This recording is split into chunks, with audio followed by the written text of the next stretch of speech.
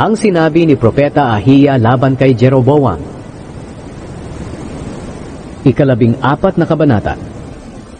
Nang panahong iyon, nagkasakit ang anak na lalaki ni Jeroboam na si Abijah. Kaya sinabi ni Jeroboam sa asawa niya, "Pumunta ka sa Shilo, magbalat kayo ka para walang makakilala sa iyo na asawa kita." Naroon si Ahiya, ang propeta na nagsabi sa akin na magiging hari ako ng Israel. Pumunta ka sa kanya at magdala ng mga regalo na 10 tinapay, mga pagkain, at 1 garapong pulot. Dahil sasabihin niya sa iyo kung ano ang mangyayari sa anak natin. Kaya pumunta ang asawa ni Jeroboam sa bahay ni Ahiya sa Shilo. Matanda na si Ahiya at hindi na makakita. Pero sinabi ng Panginoon kay Ahiya, "Papunta rito ang asawa ni Jeroboam, na nagbalat kayo para hindi makilala. Magtatanong siya sa iyo tungkol sa anak niyang may sakit, at sagutin mo siya ng sasabihin ko sa iyo." Nang marinig ni Ahiya na papasok siya sa pintuan, sinabi ni Ahiya, "Halika, pumasok ka. Alam kong asawa ka ni Jeroboam. Bakit ka nagbabalat kayo? May masamang balita ako sa iyo. Umuwi ka at sabihin mo kay Jeroboam na ito ang sinasabi ng Panginoon, ang Diyos ng Israel. Ikaw ang pinili ko sa lahat ng tao para gawing pinuno ng mga mamamayan kong Israelita.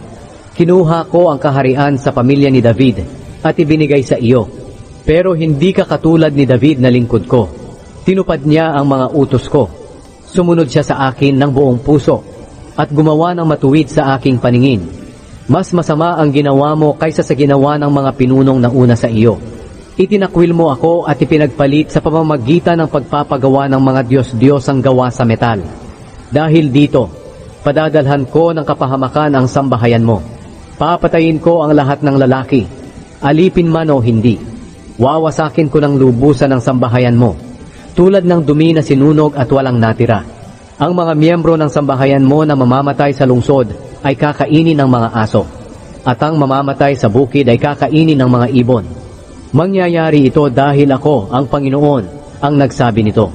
Pagkatapos sinabi ni Ahiya sa asawa ni Jeroboam, "Umuwi ka na sa inyo. Pagdating mo sa inyong lungsod, mamamatay ang iyong anak. Ipagluluksa siya ng buong Israel at ililibing.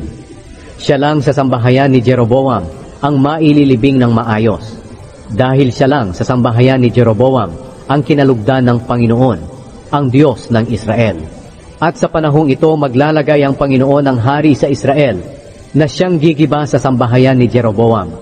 Parurusahan ng Panginoon ang Israel hanggang sa manginig ito tulad ng talahib na humahapay-hapay sa agos ng tubig. Aalisin niya sila sa magandang lupaing ito na ibinigay niya sa kanilang mga ninuno at pangangalatin sila sa unahan ng ilog ng Euphrates. Dahil ginalit nila siya nang gumawa sila ng mga posteng simbolo ng Diyos ang si Asherah. Pababayaan niya sila dahil sa mga kasalanan ni Jeroboam na naging dahilan ng pagkakasala ng mga taga-Israel. Pagkatapos umuwi ang asawa ni Jeroboam sa Tirza. Pagdating niya sa pintuan ng bahay nila, namatay agad ang kanyang anak.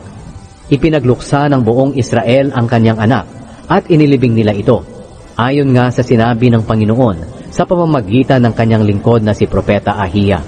Ang iba pang salaysay tungkol sa paghahari ni Jeroboam, pati na ang kanyang pakikipaglaban, ay nakasulat sa aklat na kasaysayan ng mga hari ng Israel. Naghari si Jeroboam sa Israel sa loob ng 22 taon.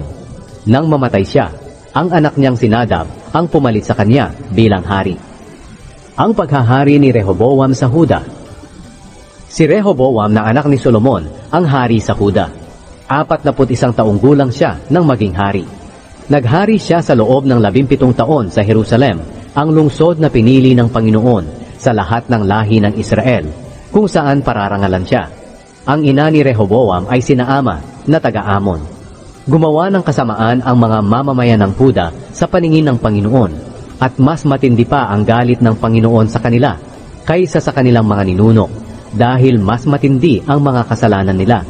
Gumawa rin sila ng mga sambahan sa matataas na lugar at mga ala-alang bato, at nagpatayo sila ng mga posteng simbolo ng Diyos ang si Asherah sa ibabaw ng bawat burol at sa lilim ng bawat malalagong punong kahoy.